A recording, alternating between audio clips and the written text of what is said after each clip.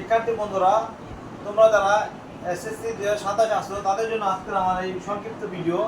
এখানে একটা কথা লেখা আছে যে আজকের সময়ের সবচেয়ে হাই ভ্যালু কন্টেন্ট। তোমাদের যদি জিজ্ঞাসা করা হয় সেই কন্টেন্টটা কি হতে পারে, তোমরা হয়তো নানা উত্তর দিবে। সেটা উত্তর দেওয়ার আগে আমি একটা তোমাদের কবিতা শোনাবো। সেটা হচ্ছে, রুটিন মাফিক চলে যারা রুটিন মাফিক খায়, তাদের সাথে এই শহরে বাস করা খুব দায়। ঘড়ির কাঁটা থিরথিরিয়ে আদেশ করে যায়, অমনি সবাই বাইরে যেতে বেড়ে রাখে পা। ঘড়ি করায় নাস্তা এবার, ঘড়ি করায় স্নান, সকালবেলার জানাটাও ঘড়ির অবদান। হায়রে এমন দেশ কি আছে যেখানে নেই ঘড়ি, আমার কেবল ইচ্ছে করে সেখানে বাস করি। আর আজকের এই ঘড়ি নিয়ে আসছে আমাদের এই 2-3 মিনিট একটা আমাদের ভিডিও দেখতে পাচ্ছেন, যেখানে যারা এসএসসি 2027 আছে তাদের জন্য আমাদের দেখেন পরবর্তী স্লাইড যে এসএসসি 2027 পরীক্ষার সম্ভাব্য তারিখ দিয়ে দিছে 7/1/2027। তার মানে আর মাত্র অল্প কয়েকদিন পরে আমাদের পরীক্ষা আমাদের নিকট চলে আসে। সেটা আলোকেই সবচেয়ে গুরুত্বপূর্ণ যে বিষয়টা সেটা হচ্ছে এখন আপনাদের জন্য একটা রুটিন করতে হবে। সেই রুটিনটা কি হতে পারে, কি রুটিনের মাপটা কি, এটা নিয়ে আমার কথা। এবং আমার আছে পরের স্লাইডে দেখেন, এই দেখাই আছে সুন্দর করে আপনাদের জন্য আমি আমার মেধা খেটিয়ে, এটা আমার একটা প্ল্যান। আমি প্রতি বছর আমি যখন ছোট বড় যখনই ছিলাম যে আমি নিয়মিত, এটা আমার একটা মানে অভ্যাস বলা যায় যে আমি সবাই রুটিন করতে আমি খুব ভালোবাসি, কারণ রুটিন আমার খুবই একটা প্রিয় জায়গা। এখানে অনেকগুলো সুন্দর সুন্দর কথা লেখা আছে। আপনি দেখেন যে A+ পাওয়ার প্রস্তুতি শুরুর পূর্বের কথা, মানে A+ যখন আমি পাবো তখন আমাদের একটা প্ল্যান নিতে হবে। সেটা হচ্ছে কি, দেখেন যে প্রথম কাজ হচ্ছে প্ল্যানিং করা। প্ল্যান মানে হচ্ছে পরিকল্পনা। পরিকল্পনা ছাড়া সময় অপচয় রোধ অসম্ভব। সময় অপচয় রোধ অসম্ভব। দেখেন, মানে প্ল্যানিং ছাড়া সময় অপচয় রোধ অসম্ভব। তোমার হাতে যে সময়টা আছে এখন থেকে সেটাকে প্রণাম কাজে লাগাতে হবে। তারপর হচ্ছে এসএসসি পরীক্ষার্থী দৈনিক রুটিন।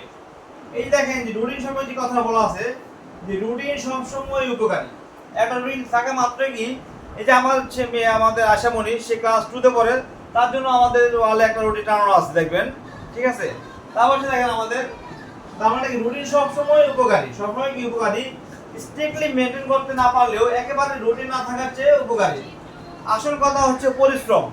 যত খারাপ লাগুক কিতা লাগুক পরিশ্রম করে যেতে হবে প্রতিদিন। ফরজ কাজ ছাড়া বাকি সব কিছুর জন্য আপাতত বন্ধ থাকলো। এবার আমরা আসি রুটিনটা কিভাবে হবে। আমরা একটা স্যাম্পল দিয়েছি, দেখেন এই স্যাম্পলে আপনারা বুঝতে পারবেন যে রুটিনটা কেমন। দেখেন এই যে সময় আমাদেরকে ভোর 4:30-এ উঠতে হবে ঘুম থেকে। 4:30 পর থেকে আমাদের নামাজ, তারপরে হাত মুখ ধোয়া, হালকা ব্যায়াম এগুলো আছে। তারপর হচ্ছে আমাদের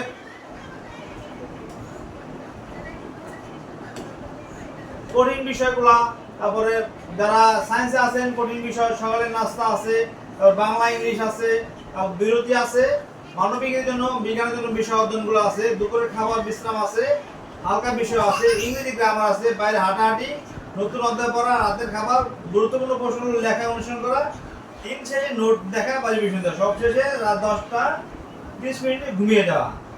শিক্ষার্থী বন্ধুরা, সবচেয়ে গুরুত্বপূর্ণ যে বিষয় যেটা আমি ফিল করি সেটা হচ্ছে যে আমাদেরকে সবসময় একটা প্ল্যানে থাকতে হবে।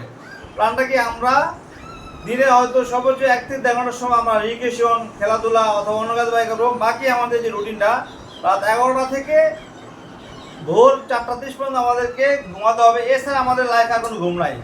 আমরা যদি এটাকে কাজে লাগাতে পারি তাহলে দেখবো আমাদের জন্য লাইফ অনেক সহজ হবে। আমরা যে কোনো সাফল্য আমরা খুবই সহজে পেয়ে যেতে পারবো।